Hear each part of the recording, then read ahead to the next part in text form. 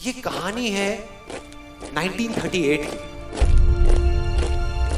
कैरली नाम के एक आदमी की, हंगेरियन आर्मी में, और वो उस कंट्री का बेस्ट पिस्टल शूटर था।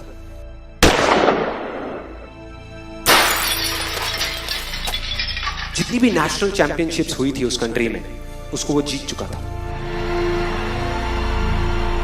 और सबको ऑलमोस्ट कंफर्म था कि 1940s में जो ओलंपिक्स होने वाले हैं उसमें गोल्ड मेडल केरली को ही मिलेगा।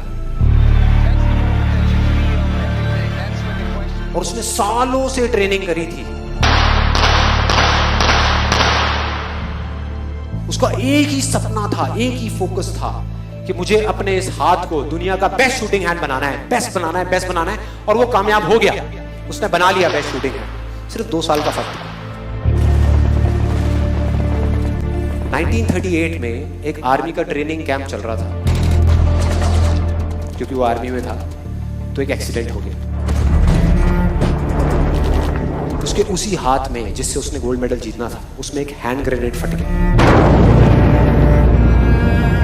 और वो हाथ चला गया। जो उसका सपना था, जो फोकस था, सब खत्म।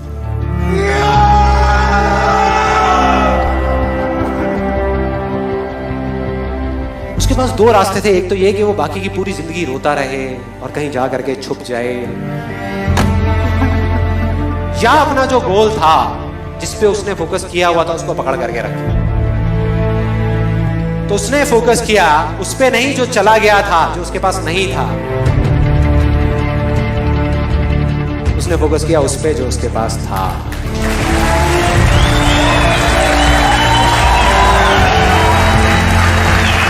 जो उसके पास था, और क्या था उसके पास में? एक लेफ्ट हैंड, एक ऐसा हाथ जिससे वो लिख तक नहीं सकता था। 1 महीने तक उसका हॉस्पिटल में इलाज चला इस हाथ के लिए, और सही 1 महीने बाद अपनी ट्रेनिंग शुरू कर दी इस हाथ की।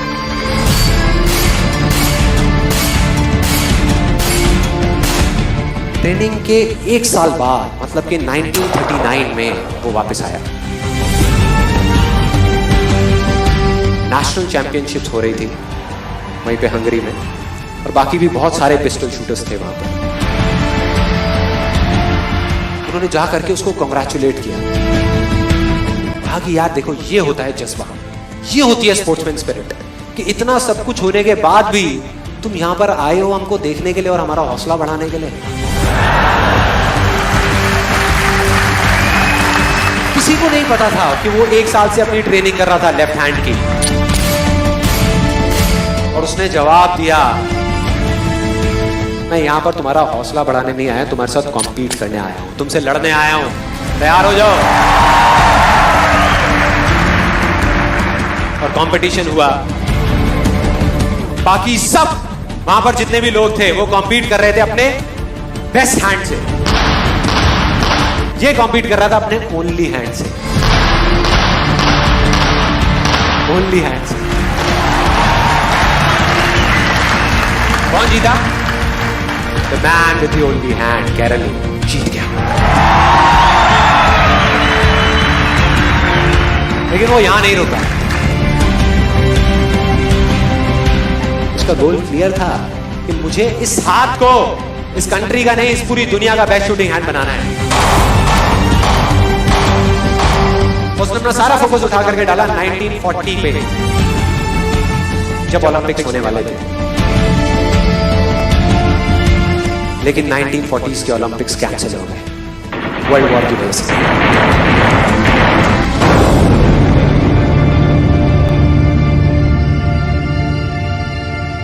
उसने अपना सारा फोकस उठा करके कहां डाल दिया? 1944 में जो ओलंपिक्स होने वाले थे उसके ऊपर। और 1944 में जो ओलंपिक्स होने वाले थे वो भी कैंसिल हो गए वर्ल्ड वॉर की वजह से। फिर से कैंसिल।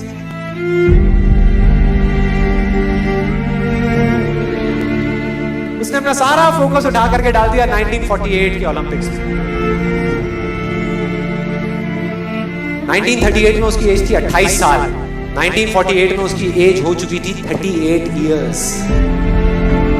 और जो यंगर जो प्लेयर्स आते हैं निकल करके, उनसे कॉम्पीट करना मुश्किल होता चला जाता है। लेकिन मुश्किल नाम का ये वर्ड था ही नहीं उसकी डिक्शनरी में। वो गया, पूरे वर्ल्ड के बेस्ट शूटर्स आए हुए थे जो अपने बेस्ट हैंड से कॉम्पीट कर रहे थे, और ये अपने ओनली हैंड से कॉम्पीट कर रहा था।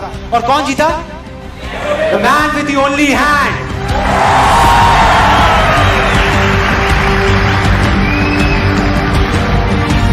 लेकिन वो तब भी नहीं रुका। 1952 ओलंपिक्स, दोबारा कॉम्पीट किया उसने, और इस बार गोल्ड मेडल कौन जीता? गैरल ली। 4 साल बाद दोबारा से, और पूरी की पूरी हिस्ट्री को बदल करके रख दिया ओलंपिक्स। इस पर्टिकुलर कंपटीशन में उससे पहले किसी भी एथलीट ने लगातार 2 गोल्ड मेडल्स नहीं जीते।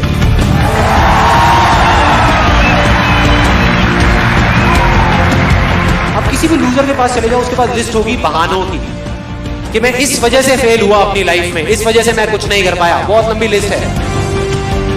और दूसरी तरफ विनर के पास चले जाओ, उसके पास में 1000 वजह होगी वो ना करने की जो वो करना चाहता है, सिर्फ एक वजह होगी वो करने की जो वो करना चाहता है, और वो कर जाएगा।